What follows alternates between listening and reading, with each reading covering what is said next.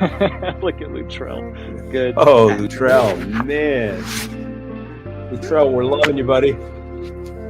Somebody's got to be paying attention to us. God knows our wives aren't. Hey, welcome back, everybody. It's Law and Legitimacy. It's not the morning. Normally we're here, but Mike is at an undisclosed location in small confines with lots of people around, some of them under the age of reason. And trying to get them quiet in the morning was more than we wanted to gamble on. So as you can see, he's been consigned to a garage in the outer netherworld of wherever they are. They're off having a good time, hot dogs and hamburgers, and we're here scratching our heads saying, now what? So if you're like me, come this time of year, you're like punch drunk with all of the United States Supreme Court decisions that have been handed down in the last week of the term. Let me hold up my folders here. You know, I don't know, what is that, 4 or 5 inches worth of paper. I'm reading my way through them thinking, wow, what a world. Am I going to have fun next year? And I'm also thinking, chill out, everybody. I mean, people are attacking the court as though the end of Western civilization has come upon us. That somehow, as Elizabeth Warren put it, this extremist court has gone down a rabbit hole, and all that we've worked for these last 30, 40, 50 years is down the tubes. Get a break. Get a break, Pocahontas. Go to an Indian reservation. Buy some CBD. Do anything, but just shut up and leave us alone. Let's take a look, a closer look at students versus fair admissions. That's the case involving Harvard and UNC. And we talked about it a little bit last week. I hadn't had a chance to read it. I've had a chance to read most of it now. And, I've got bad news for those of you who think that race-based preferences should be consigned to the ash heap of American life. I don't read students for fair admissions that way at all. Students for fair admissions basically held that as enacted, as applied, the affirmative action regime at both Harvard and the University of North Carolina violates the equal protection of the law. And that is to say they are not they are not colorblind to the degree they seek to impose some remedial regime on the institutions to serve society at large. That's too attenuated, too remote, and therefore fails as a matter of law. And I enjoyed that line of reasoning because it suggests to me that we will never see reparations in this country. If you want to talk about an attenuated line of reasoning that reaches so far into the past as to create classification problems that don't make any sense at all, you look no further than that. I'm looking at the language in the majority. Consider reparations. They don't say this, but consider unbounded, perpetual affirmative action. That's an amorphous concept of injury that may be ageless in its reach into the past. And if ever there were language that was meant to be chiseled onto the tombstone of the reparations movement, that is that language. But here's what the court didn't say. It didn't say that there could never be an affirmative action plan that passes constitutional muster. It simply said that the plan as enacted by Harvard and University of North Carolina didn't have an end date, didn't have an acceptable goal, and therefore it became standardless. And because it was standardless, there was no standard to apply, and the court could not evaluate it in terms of strict scrutiny. So if I'm an administrator at Harvard, which, frightening thought, right? I'm about as likely to be administrator at Harvard as I am to be appointed to the United States Supreme Court. Probably more likely to get a chance at the Supreme Court than at Harvard. But if I'm an administrator at Harvard and I want to reenact affirmative action, I think what I would do is tweak the plan and say the following. The United States remains ensconced in systemic racism that reaches back centuries, but has tangible effect in the life chances of students making application to Harvard in a given year.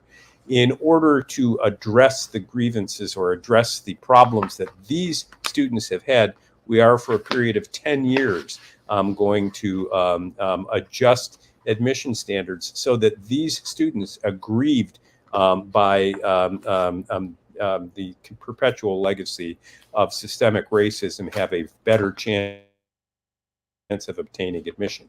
I'm not saying that language would work. It would certainly satisfy Ketanji Jackson, who got ruined by Justice Roberts in his assessment of her and her scholarly abilities. That's putting and it Clarence mildly, Thomas as well.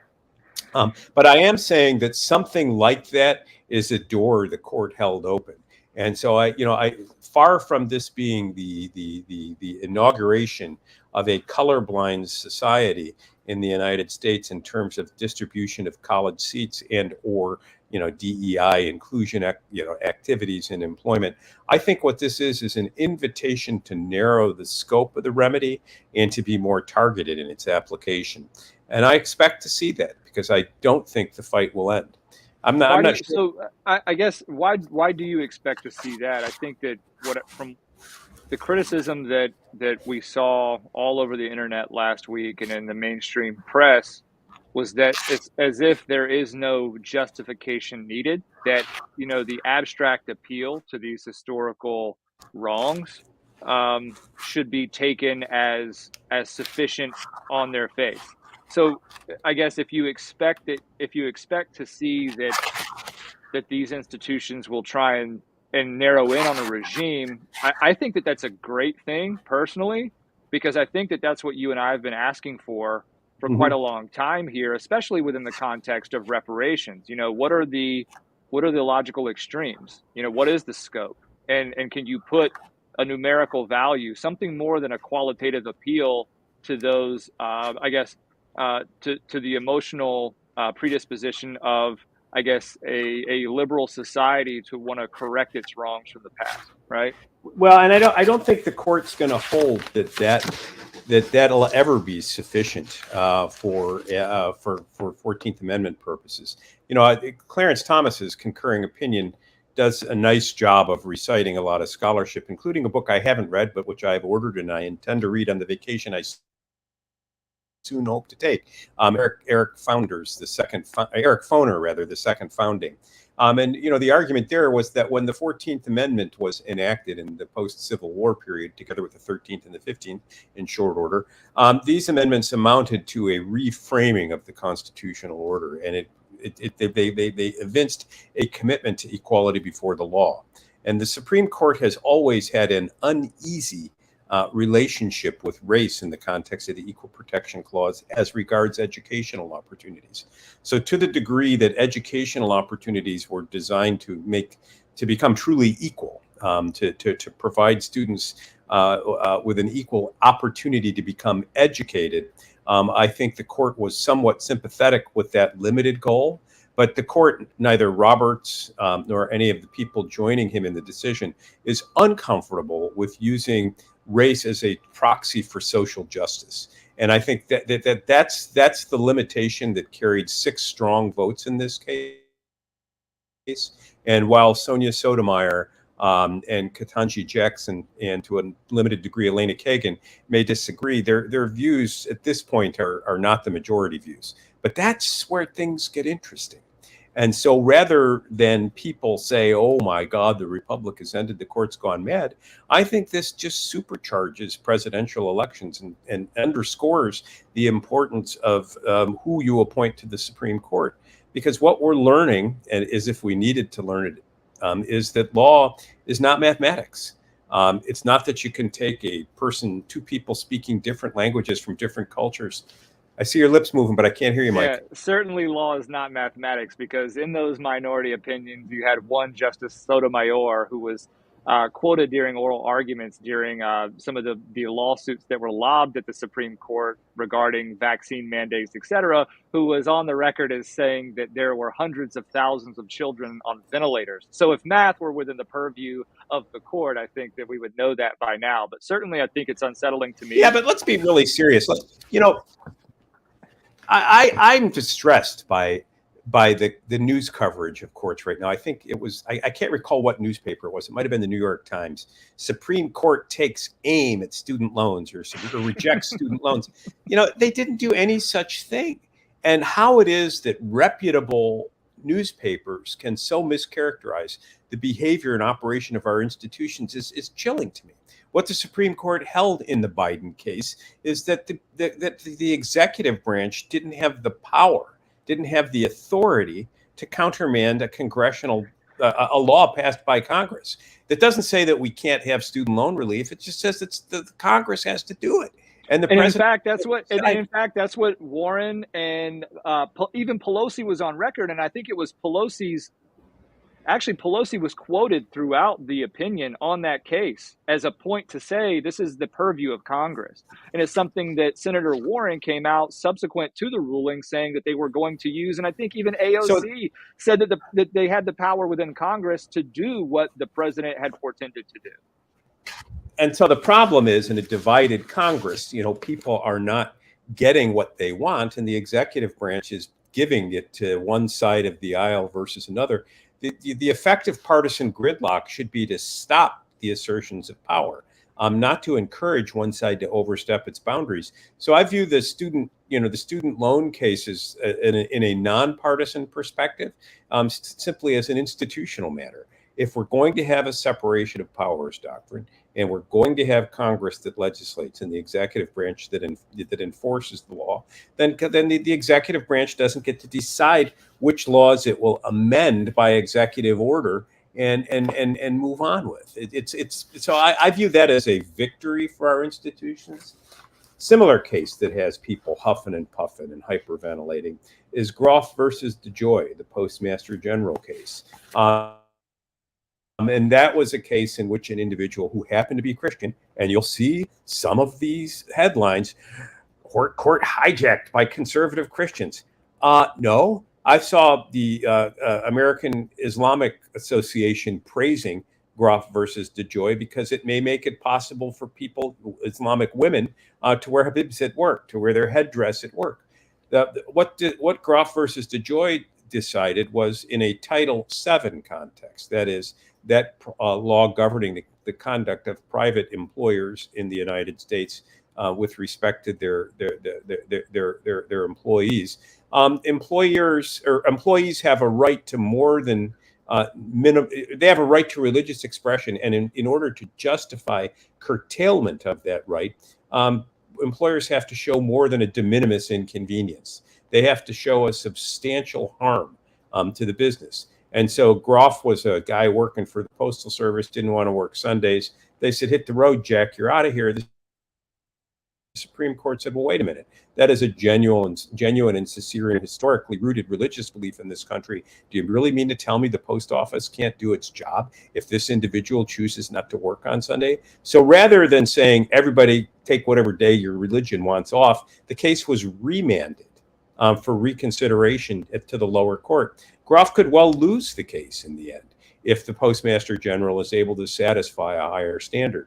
So there's no point in huffing and puffing and blowing your house down. Similarly, take a look at the case of 303 Creative LLC versus Elenis et al. This is the case of a web designer in Colorado. This is a more interesting case. And this is the sort of case that's going to spawn litigation for years to come. I'm telling you, Mike, get ready. Get your case law ready. Get your brief bank ready. And you're going to have some fun with this. A web designer in Colorado was asked, apparently by a gay person, to help create a web page that would celebrate this person's, I believe, marriage. And the web designer said, well, one man, one woman life, that violates my religious convictions. Therefore, and I disagree with legalization of that. And I don't know if the person said this, but while I respect your right to marry, I don't want to be compelled to have to celebrate it by application of my creative skills. So they took themselves out of the marketplace and got themselves sued under a Colorado law that prohibited discriminating against individuals in a place or an outlet of public accommodation in the marketplace, so to speak, on account of their gender or sexual preference. This was upheld. Creator, I don't recall the woman's name. She took the case to the Supreme Court. Well, the Supreme Court held that this, and it made a choice. It didn't have to make this choice, but it chose between competing doctrines. Are there real religious beliefs or not? And if there are, can a person be compelled to create something, in effect, to speak to engage in expressive conduct, because expressive conduct is the equivalent of speech. Can a person be compelled to engage in expressive conduct in violation of their religious beliefs? And the court said, no, they can't. Now, the minority in this view said, well, they can't discriminate either. And so the court had to make a classic choice. Which value is more fundamental in the United States?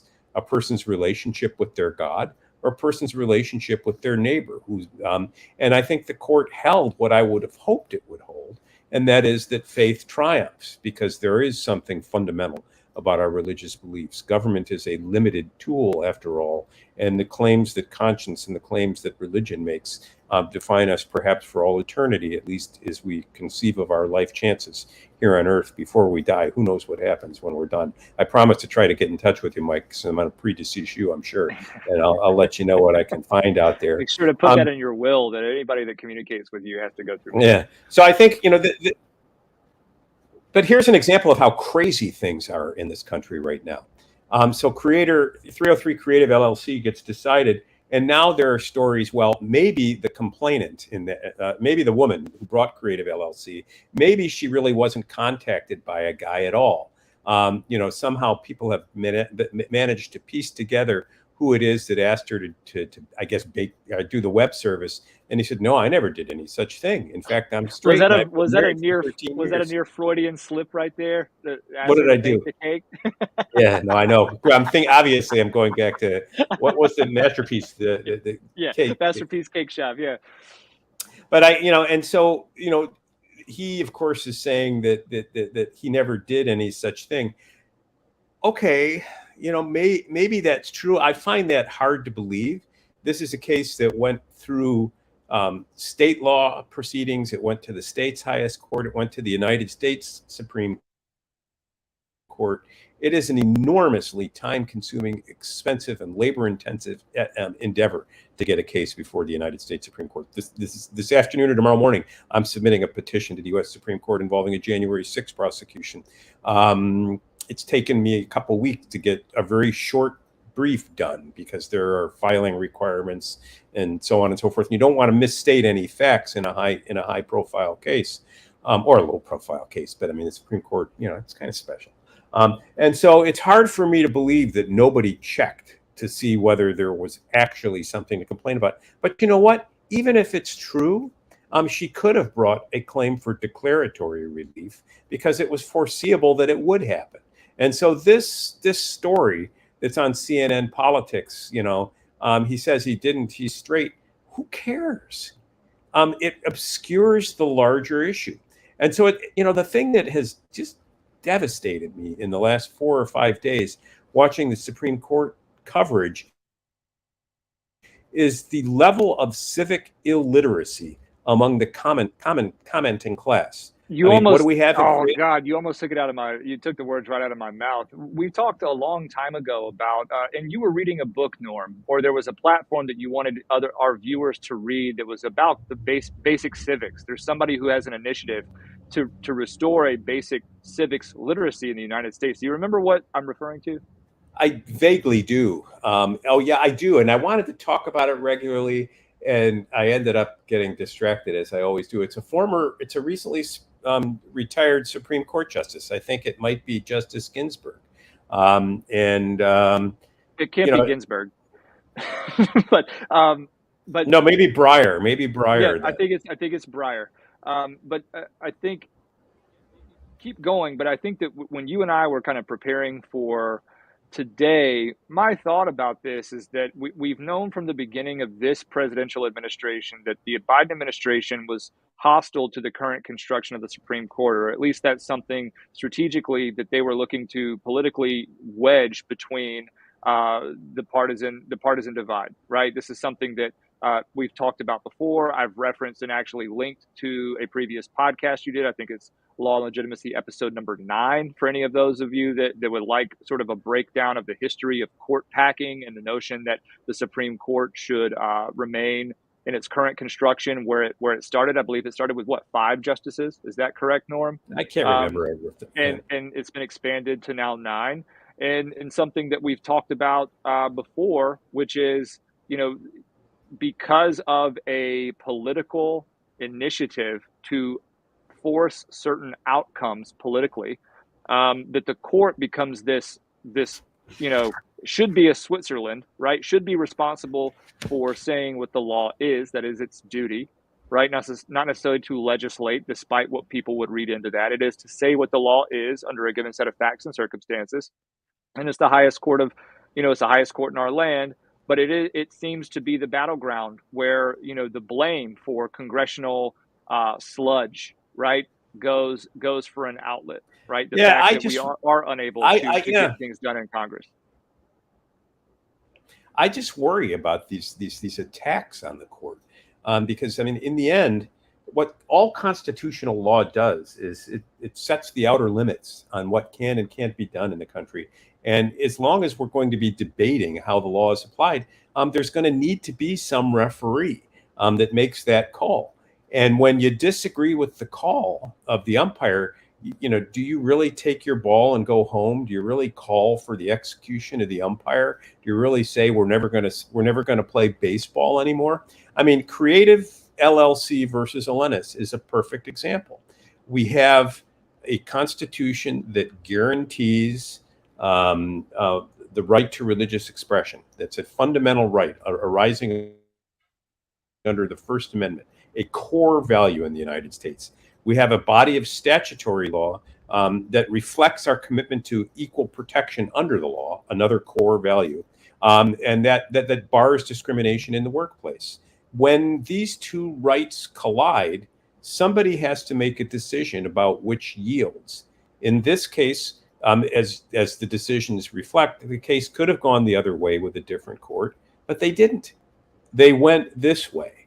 And so right now, if you're on the short end of that stick, you're a gay person who fears that you're going to be turned down by the next web designer, then you have choices to make. Among the choices you can make is seeking to amend the Constitution.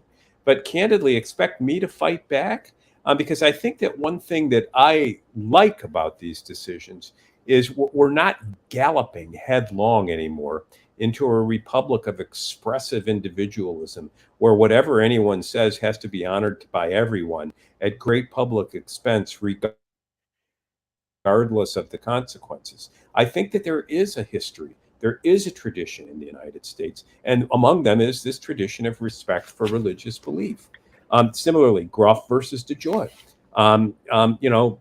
It used to be everything was shut down on Sunday. Now everything's open. It's open not because our fundamental values have changed. It's open because in a global market where everybody's competing for the marginal profit on the latest transaction, everyone's afraid to shut down for a minute lest they lose a sale. And therefore, somebody has to serve those.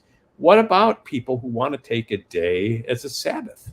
Is that really such a threat to the Republic to say we're going to honor that?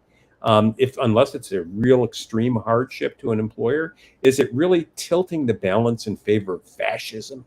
Do we have to blame Donald Trump for the fact that courts are and I mean, man, what a exercise in analyzing tolerance, right? Or accept like pluralism in the workplace, because the Groff versus the Joy fact pattern is really interesting, right? This became an issue of the petitioner's co-workers not wanting to accept, feeling like this person was getting special treatment because of this, and over time, the accumulation of that resentment within his peer group is what really resulted in, at least perceptibly from the fact patterns that we have available. Because you and I covered this, and I don't mean to go off on a tangent, but just sort of supporting your point there. No, but what kind of dystopian hellhole are we going to create if we're all governed in how we express ourselves and live by the lowest common denominator? And it's the hellhole that the diversity kings and queens are seeking to push us in. Unless you respect everybody's right to do whatever they want to do, wherever and whenever they want to do it, we're going to cancel you. Hence, I think this explains a lot of the furor around drag queen shows for kindergartners. I just can't imagine anybody in their right mind wanting to take a kid to that show. But when you say that, you're suddenly inviting the scorn of the drag queens. Because what? I can't express myself wherever and whenever I want to? What do you think? You should be able to go to church on Sunday when I want to wear my G-string in front of your 6-year-old?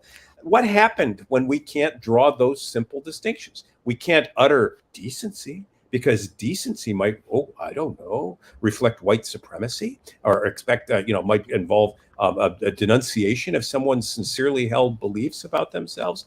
I don't know, and then similarly with the Biden cases on student loans, that's not a case that, that I care deeply about. I mean, I had student loans as a kid. I paid them. And I'm not, I think it's a blatant political move on Biden's Well, behalf. I definitely care more about it because I'm a millennial, I think, Norm. And, all due respect, I think that the price of education when you were taking student loans was That's true. and in the the perceived legitimacy of the institutions to which you would owe that money was quite a bit different than it is now. We have ushered in multiple generations of students that are 18 years old, into this era of higher learning, right? That our forefathers didn't have the opportunity to go to college. We have a bunch of first person to go to college, first person to graduate, with a master's degree, first person to have a PhD, first person to be a lawyer or a doctor. And this has sort of spun up a society that values credentials for the sake of credentials, not for what those credentials are supposed to signify, and that is competence, that's problem solving, that's a qualitative appreciation for how merit influences a productive society. We now have students that are being led down this path and not willing to look at the terms of these loan agreements, knowing that they're not dischargeable through bankruptcy, not even having a fundamental understanding of what bankruptcy as a concept even means, right? Not even having a fundamental understanding of what that type of money is. Think about taking 60, 70, 80, 100, 200, $300,000 in student loans, having never even made $1,000 on your own, right? As an 18-year-old going, and seriously, this is wildly disproportionate. Yeah, but I got a master's degree in diversity, in equity, and inclusion. How come I'm not making $100 an hour as a barista at Starbucks? Well, what's this tweet all about? So the tweet that I have up here, I wanted to take a second and give you and I credit last week when we were covering the outcome of... We're giving ourselves credit. Ouch! My arm broke, patting myself on the back. Sorry. Yeah, in particular, we were covering the UNC and Harvard ruling, and this person that appears on the screen, who is now confirmed not to be a real person, tweeted out some stuff that could have otherwise been seen as extraordinarily racist and bigoted, but it was as a criticism of the Supreme Court's decision. And I'll see if I can pull up, if you give me just a second, and I can keep these dogs from barking too loud. But if I switch this to, let's see here. Excuse me. One moment. See, we'll pull this up. Here we go. It is, where'd it go? Oh no, we need this one. We've got it. Here you go. So this is, I took a screenshot of this. You can see it, sometime last week. And it was someone who claims to be Erica Marsh. And this is what she said. She said, today's Supreme Court decision is a direct attack on Black people. No Black person will be able to succeed in a merit-based system, which is exactly why affirmative action-based programs were needed. Today's decision is a travesty, right? And of course, look at the engagement that it was getting at the point that I took the screenshot, and it ended up getting millions of impressions and views. And it had people in a complete hysterical fit over how tone deaf this was. The only thing that I was able to do is also find what the profile allegedly was. And the profile showed her having just shy of 127,000 followers, Norm, following only 100. Her job was media and news, and she was based in Washington, D.C., having joined Twitter in September of 2022. So think about 127,000 followers, but her account was barely 8 months old, right? Maybe 9 months old. And then her thing was Erica Marsh at Erica Report, proud Democrat, former field organizer to elect President Biden, volunteer for the Obama Foundation, and then had her pronouns, she, her, and a blue heart in it. And of course, this is who was allegedly saying what she was saying about the decision in the UNC and Harvard case. If it's not her. so ultimately this, we didn't cover this. What I wanted to say is you and I were discerning enough not to cover this in and among the other tweets that we did cover. Senator Warren, former President Barack Obama, and the others that we put on the screen to analyze how distinct those opinions and those takes were versus what the outcome of the case really was. And that was, I think, me going to, I wanted to bring this up earlier just to support what you were saying about sort of the civic, what were we calling it? Illiteracy, right? Yeah, Civic yeah. illiteracy, right? Ultimately, people just gravitating to these things, not even having the sense to analyze who the people are that may be saying them, and to determine whether what they're saying is even not necessarily what they're saying is even good or bad, but whether they should even be given any sort of time based on who they are, right? Or who they're not. And in this case, this person is a figment of our collective imagination now. It was a bot farmed somewhere in Belgium. Really? Yes. Wow. Yes. Well, we got to get Yes. that bot over to us to get some more views, because here we are slogging it out 5 days a week. We don't have 479,000 views. That's because you folks aren't out there hawking enough, saying this is where you got to go to get it going on. So on the cusp of 4th of July, here's what we're telling you. Calm down. Take a deep breath. Cook the hot dogs. Cook the hamburgers. The country still exists. Our institutions still work. Stop dumping on them every chance you get, and try to appreciate them for the hard work they do and for the miracle that is the fact that they continue to resolve conflicts year by year by year, and you continue to enjoy a good life, a life that is the envy of the world, which is why people are beating down our borders to come here.